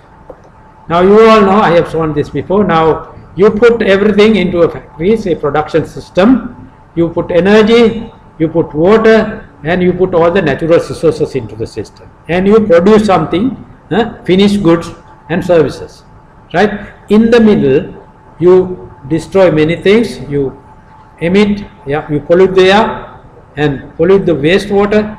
You put wastewater out and solid waste. all this waste are creating problems. So you put your input and you take out maybe only a fraction of that as a production, all the other things go in waste. So this is not a good way of production. Okay. So we need to sustainable. Then the consumption should be intelligent consumption. So we need to think of consumption. So production and consumption is the two things that we need to think of. Production has to be clean, right, and consumption should be intelligent consumption. Okay. So looking back history, we were hunter gatherers. Our consumption was 3 kilograms per day, right. Then we had the agrarian society. We increased our consumption to 11 kilograms per day, right? And then industrial society we increased to 44 kilograms per day. This is how we moved, right? Increased resource consumption with changes in society. This we have gone in that direction, right? We'll have to stop and think whether this is the way to go, right? Okay, the birth of garbage kind, right? New definition. This is from a cartoon actually, right? Human beings are animals which generate garbage. So they are called garbage kind, not human kind, garbage kind. So this is what has happened, right? But I am not advocating that we need to go back and live like that, but prevent this problem here at the end. This is waste of resources. Okay. So that has to be reduced at least to some extent. Okay. So typical life cycle, we have the resources, we put through this process, you produce something and use and throw away. This is what is happening. Natural resources are being used and then thrown away. Major part goes out, right? Garbage, right? So we need to close this loop, right? How? There's another system here. To some extent we are in this area now. We go through this process and recycle, disposal, and end of life it goes to landfills, right? Not so good. It's not closed, right? So it will be good if you can do this. Completely recycle. It's a closed loop, not open. If you want sustainability, think of this. Nothing goes out from the loop. Okay. So natural resources of Sri Lanka, just to indicate what are natural resources, we have minerals, we have water, enough air resources, mineral resources, marine resources we have, biodiversity we have, forestry we have, wildlife, we have all this, and we need environmental planning as well, right? We are a beautiful country. Lokeng Utumrat Lanka. You can say that actually. You think of, look around the world. I have traveled enough. My lifetime. I think maybe I have at least half the countries of the world I have traveled. Right? Mainly for meetings actually in this convention. Right? Every day we go meet. Right? So I know. So therefore our country, there is nothing like this. Right? If you develop this, if you collectively work together, we can develop this country. It will be a, well in the world. Right? So that we need to think of that. So we have resources actually. So our economy is brown, of course. We say we are polluting our surrounding. Air pollution is there, land pollution, water pollution. All we are polluting. All three: air, land, water. All are being polluted. This way, right? Solid waste is there. Discharge of water, wastewater. All this is there. So these are things, these are areas that we need to really think, right? We all as educated people need to advocate and think about this and go advise others. Okay, we need to pollution. This is something, I am not a Marxist, but then pollution is a cost, but it's a class cost. Marx says, Karl Marx said, that is true, right? Location of garbage dumps always where the poor lives. Even in this Colombo is like that, no? Right? Location of industrial zones are where? Damage the production, rural landscape. Right? Now KDU, CKDU in the rural area. If it is in Colombo, they will do a better job, try to eradicate this, right? Just like the developed country and developing country. Same thing. Have and have nots. UK is dumping garbage here, no? Right? Still they are here. But internal treaty, they have to take it back. But they give excuses. There is a court case, therefore you cannot take it. But there is nothing like that you can take back. Okay. Under the international treaty, they have to take it back. That's the rule. Now, in the climate area also, now you have to reduce the Kyoto Protocol over there, it didn't apply, didn't work, right? Then we have this Paris Agreement, I don't know whether it will work, because the developing world have to do more, have not are suffering, okay, right? Okay, so agriculture is our suicidal mainly because of this, natural capital, reduce genetic diversity and go on to monetary, with Mahali did actually, right? Mahali, we went mainly for monoculture. Before that, we had chain cultivation and land. You know, you had the goda mada wagaw, and our plate එක තිබුණා එළවලු ගොඩකුයි බත් ටිකකුයි, right? බත් ගොඩක් තිබුණේ නැහැ මොකද එච්චරම හාල් වී තිබුණේ නැහැ. but අද එළවලු තිබුණා පළතුරු තිබුණා. ඒ වයින් තමයි අපේ diet එක. Our diet was like that, balanced diet. You know what we did with the Mahawali system, we had enough and we cleared the forest and we had paddy everywhere. Okay, no chain cultivation or paddy cultivation. Happy, so we had enough rice. But if you look at your plate, lot of rice and little bit of vegetables and all, right? So that created health problems as well, right? So I mean, these are planning. We need to really plan. Our Mahavir engineers, so that's what I was thinking. They said wherever you can take, we took water and ask them to have paddy fields, right? That's what happened, right? You clear the forest also, and then I can talk about so just to focus on this now.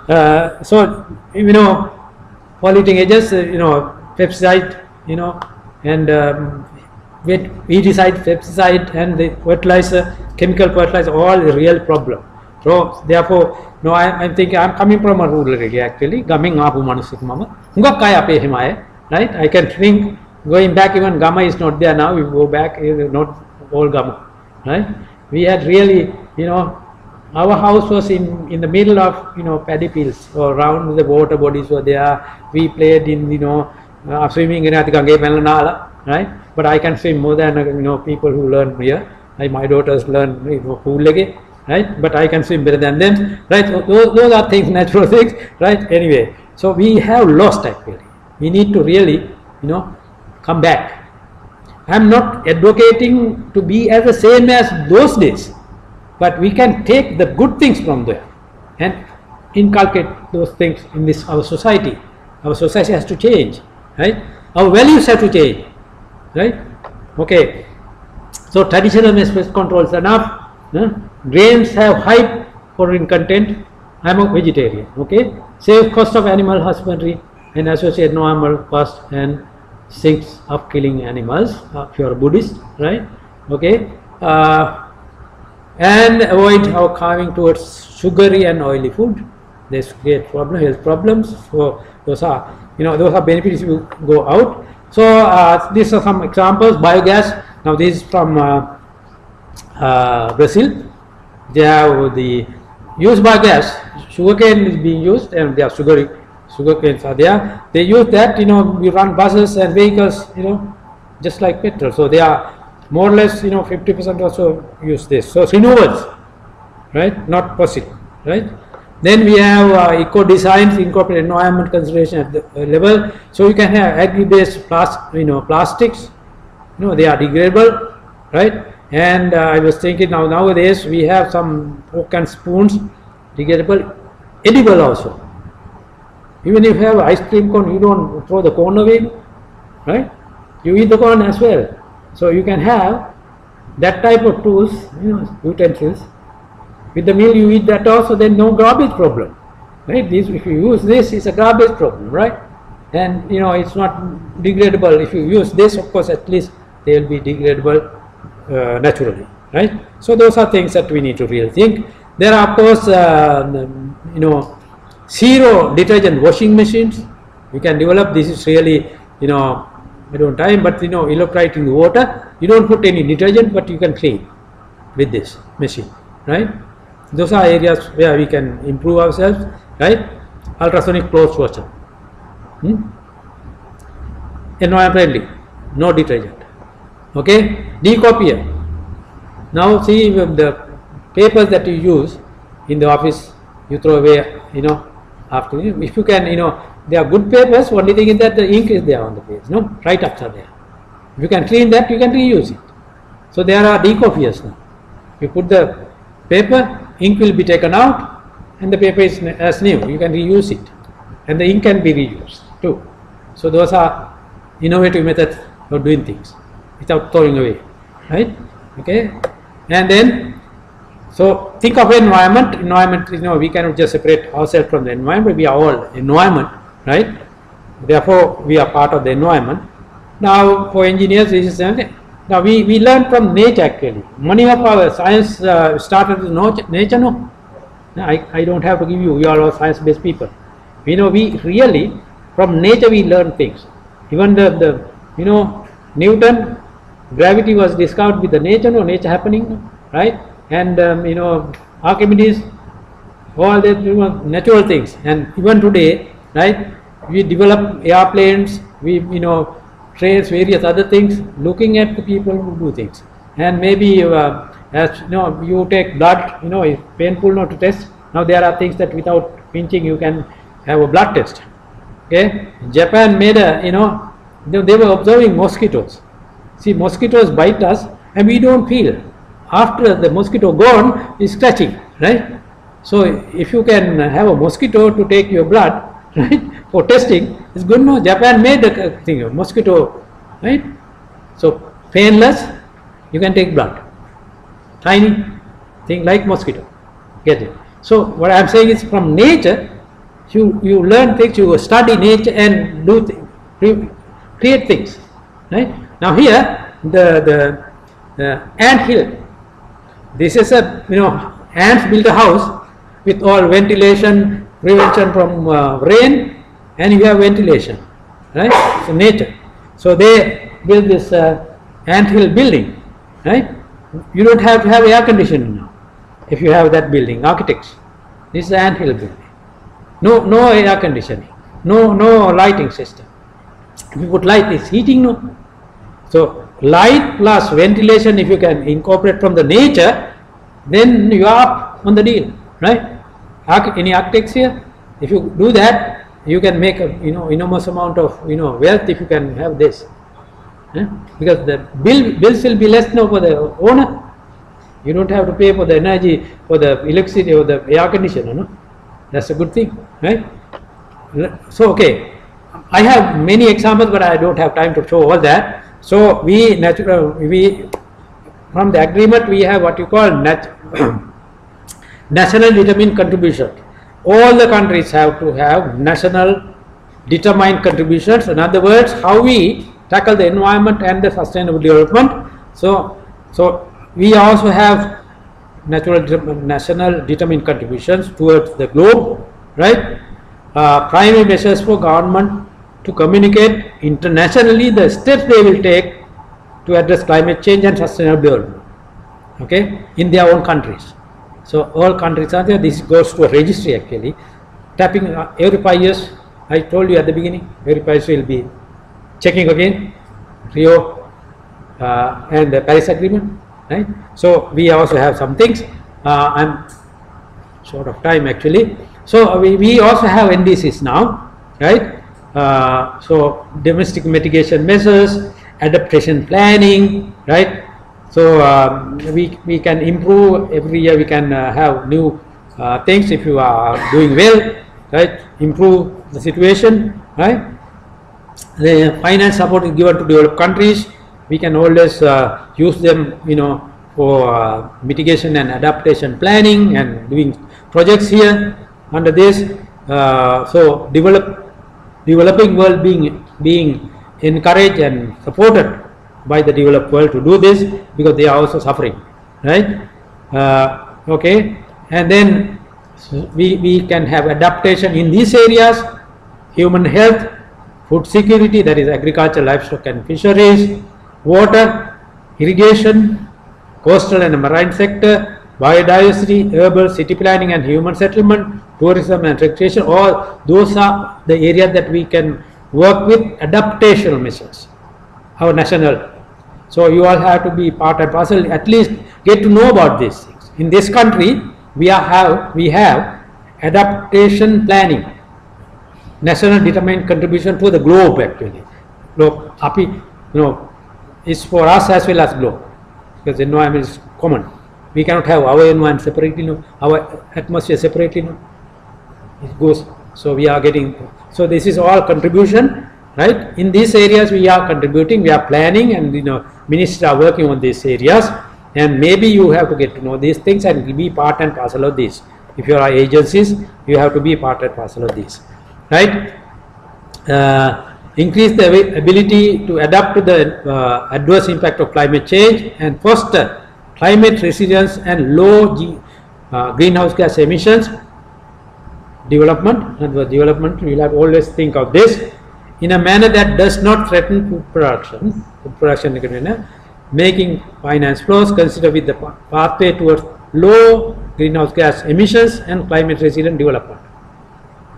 Always have to consider these things in the development process, not only economic development. Okay, and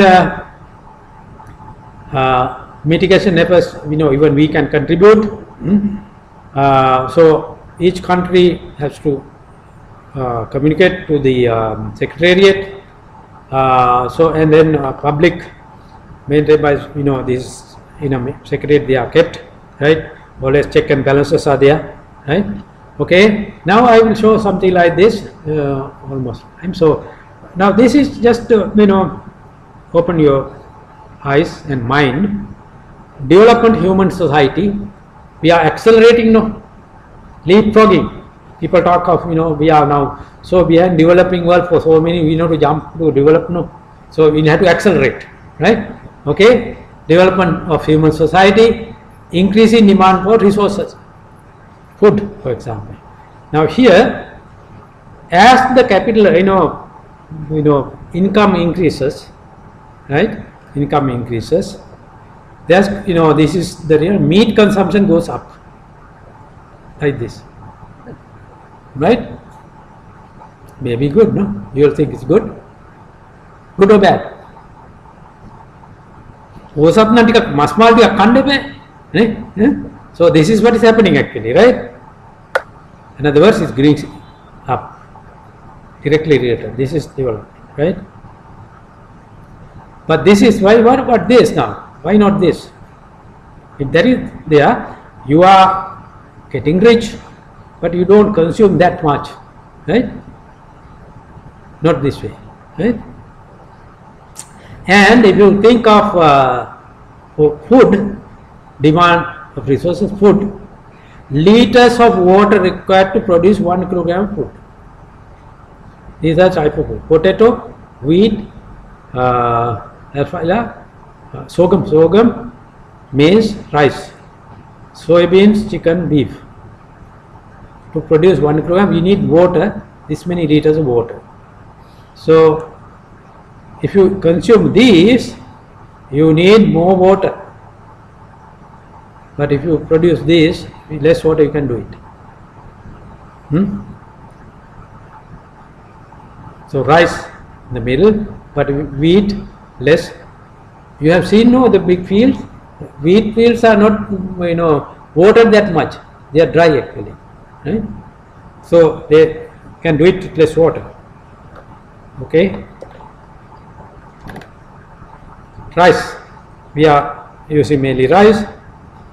Okay, this is the energy required to produce 1 pound.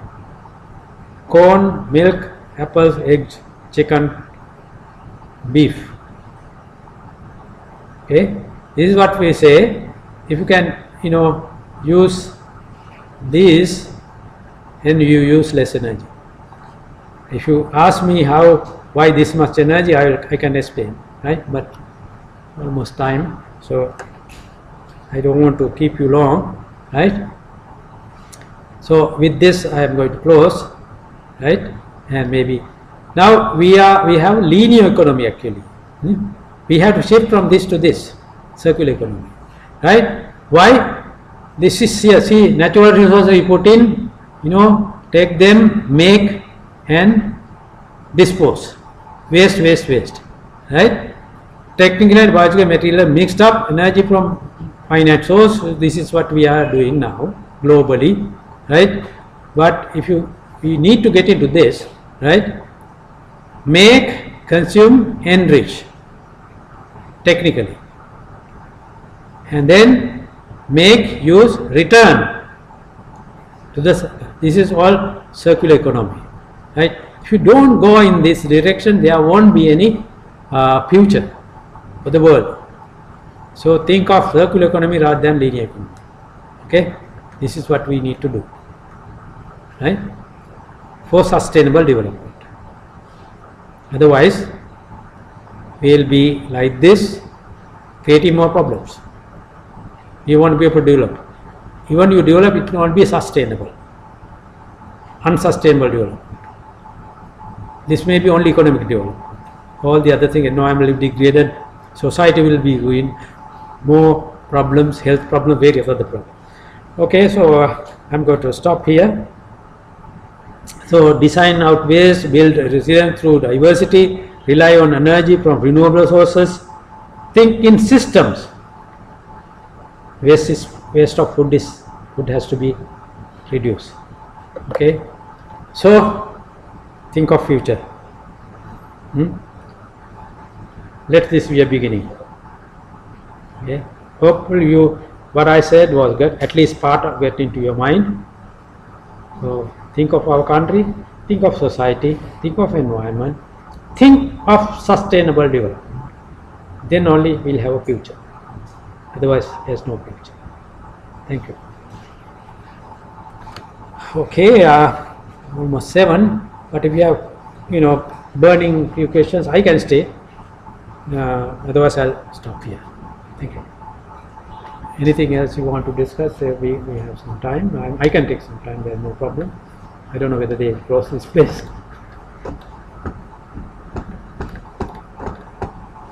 Okay. If not, yeah. You have a question. Production and the consumption of energy. Now, see, those two are very important in sustainable development, right? Production has to be cleaner production without wasting resources. Valuable resources has not be thrown away. Okay, cleaner production. Production has to be clean as much as possible. We have to close the loop. I told you. So that's the way to go for development in a sustainable manner. Consumption is the other thing. I gave you an example. When you go to a wedding, you take things and throw away. That is waste. That is not proper consumption. Eat what you want. Don't throw away. That is consumption. You don't try to consume more than what you want. That's what I was talking about Gandhi's phrase. There are, in this world, there's enough for us. If we are not greedy. So sustainable development is, intelligent consumption and also clean production. You should produce things in a sustainable manner. Thinking of circular economy. Then only we can move forward and be a developed country. Otherwise we will all be like this. That's what basically I am saying. Intelligent consumption, and also cleaner production, think in the production line, try to reduce emission, try to reduce waste. Waste means actually money and natural resources being waste. So if you have those two in mind, we can develop. We have enough resources in the country for us. We have resource. This is a resourceful country. Even though we don't have this fossil fuel, we have other resources. If you use renewables, we can manage. If you think collectively as a country, we can do it. But individually, you think of yourself, then you cannot do it. Right? Collectively, we have to do it. I think මට ගමේ කතාවක් මතක් වෙනවා අන්දේට වැඩ කරනවා කියන එක. We have never heard of this. It's a good concept. You know, in the village, people cultivate their own land. Say paddy land. Everybody has a piece of land, right? They collectively work together.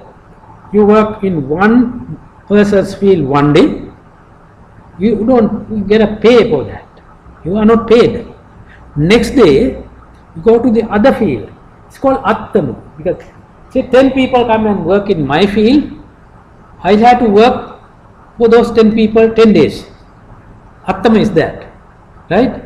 You work together and you are, enjoying together. You are together. You share your problems, your income. No, there's no class difference. No?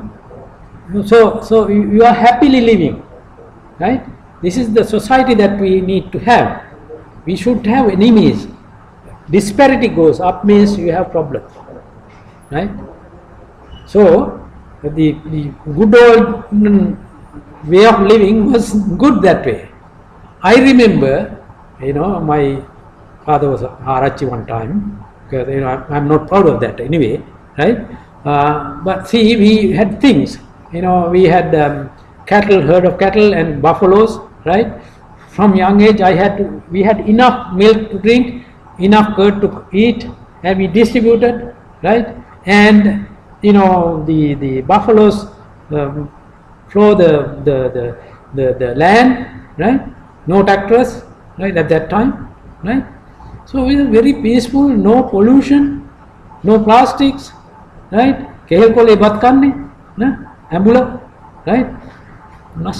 What a beautiful, feeling that we have, right? Yes, you have a question. I agree with all of these concepts. Yeah.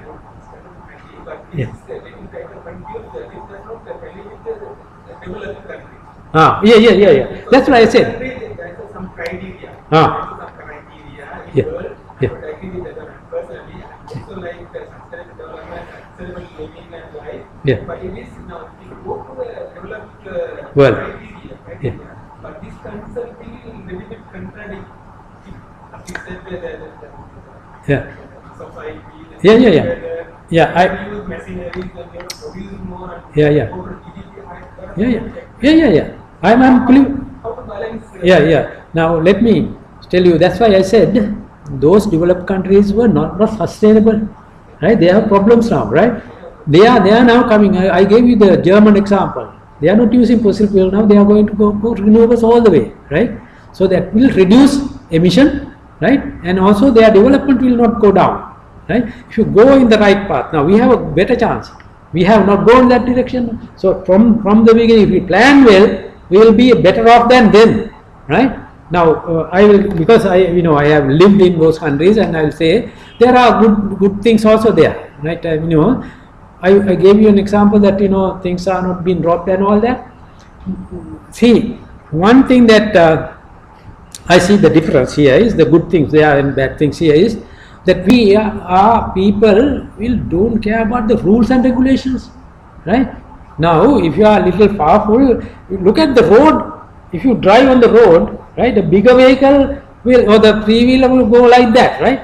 You never obey rules, no, right? So I have been driving in US for 10 years, and I went to Australia, and with my license here, I can drive 6 months there, right? After that I have to get a license. But first time I went, I written exam is there just like here, right? I scored 100%. I went for the practical test. They failed me, the first time, right? So second time I got it, of course. What is the rule? Why they failed me? There was a 80 km/h road, I was going about 60-65. I was very careful with my age, and I was very careful about the type. I went near a college, I was slowing down. You can go 40 actually. I went about 30. The examiner penalized me on that. You have to, if it is 80, at least you have to go 75.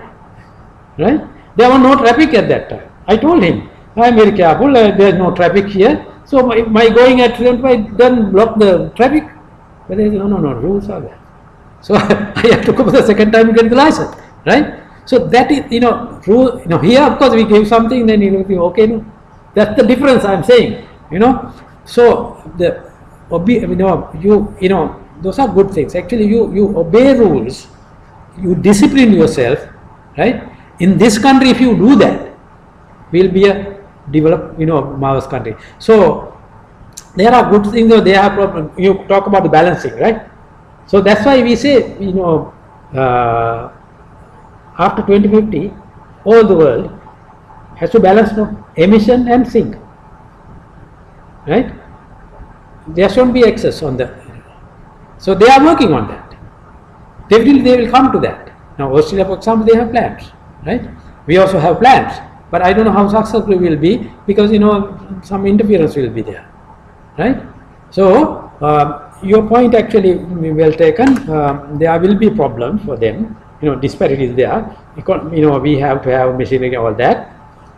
But if you can mitigate to some extent, do it in a less energy consumption, more output. That also goes with the sustainability, right? You use less resources and get a good output, right? Reduce as much as possible the waste, right? And reduce emission as much as possible. So that's how those countries are also now reformulating, trying, thinking about it and redirecting. Before, of course, they didn't think about it. They came to a level. That's what China is saying. China and other countries are saying. You all are preaching us. You all are did this, and you all are responsible for this problem now, and you all are educating us not to reduce emission, but we want to develop too, right? They are saying. But my thinking is that not development not that way, right? Whole world is suffering because of that. So we need to develop in a sustainable manner so that we can retain our standards without falling down. Okay. One day, if the fossil fuel countries are all gone, they have no other way of surviving. But they are smart enough. They are being educated now. They are going. They are producing solar energy more than the other countries now, right? So that's why always there are good things and bad things. Nothing is perfect. No model is perfect as such. We have to improve. Our model has to be better. It may be not perfect, right? It may be 100%, but at least reach to 80%. Right? That's what we need to do, right? We should be able to do it. Yes. Yeah, this sustainable topic. That don't you think that it has only discussed among high level and has not enough penetrated into the society grassroots? Yes. Grassroots level. Yeah. And Yes. because of that, lot of waste we see in our country and at that level produced. Yeah. So that is a problem. It's a problem. Yes. It's not coming from the bottom. True. That's true. At high level we discuss, but at the that level it is not happening. My personal feeling is that it should be both ways. High level also should be educated, and like decision makers has to take decisions. Yeah, definitely. That has to be. Then of course the education and environment creation from bottom, it has to come. When I was in the war zone for 10 years, I did that, right? So the younger generation were educated, and I can give you one or two examples. One day I went to a program. I went to all schools, even Northern in the LTT time. I went there. They received that well. That time I went all over the country. I went to schools actually. That was not my role. I could have stayed in the office and given directions, but I went with the crowd, and so I was educating this CFC phase out, right? I went to a school, and then another day when I went to Kandy, big businessman came and threatened me. You all are ruining my business. Huh? Why you want to do this? Right?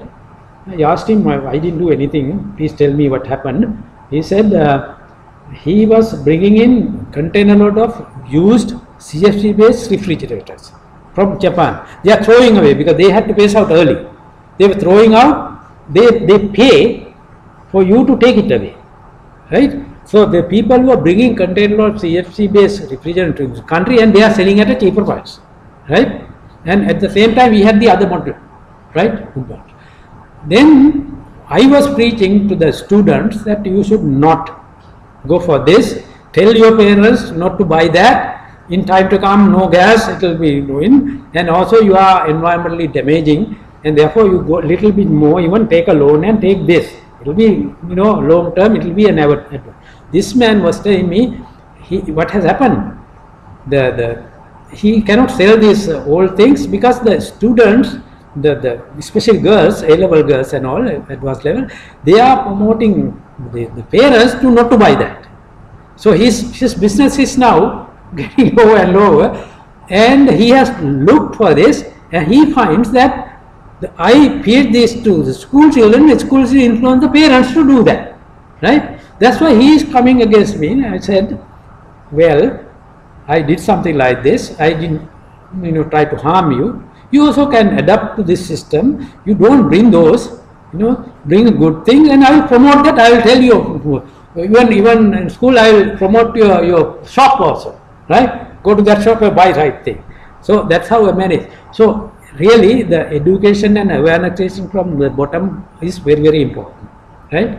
So actually, I'm in this council now, Sustainable Council. We are going to have a workshop tomorrow and 3 days. We are going to discuss policy and strategies on sustainable development for the country. I'm going to take it up, and your point will be raised, and the policies has to be in such a way that we educate people, create awareness, then from both sides we try to come together, then only we will be successful. I don't know, because I was appointed to this Sustainable Commission some time back due to previous government. I don't do politics, right? Yes, you have a problem.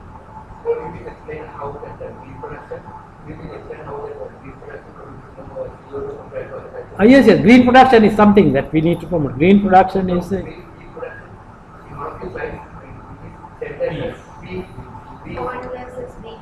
okay. Yeah, I mean why it's more energy consuming, and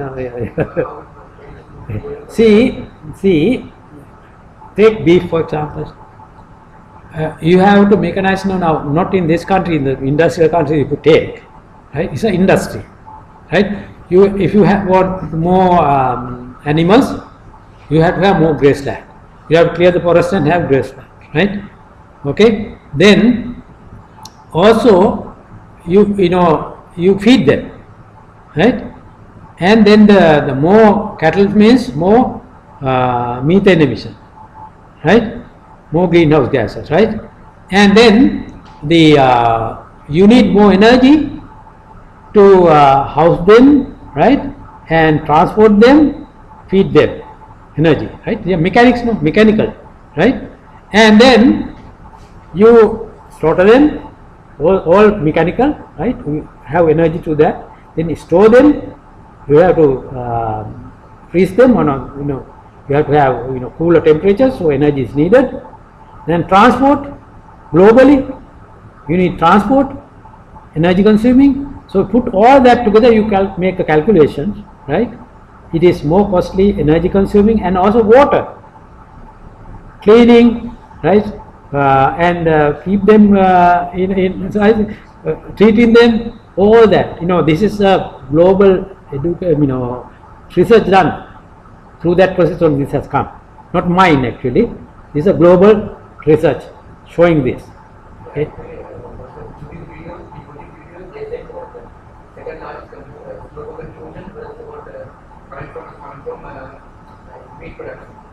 Meat production. Yes. That's what I am saying. Yes. Yeah, this is what it is, right? All mechanics now, mechanically done. So energy is there, energy is being used, and water is being used heavily. That's the that's the reason. We will discuss this in the Sustainable Development Commission in time. If I am there, if I I was there for some time, and I am being invited. I hope I am there. If I am there, I will take this point up in the discussion. Of course, I am there in the workshop. Thank you.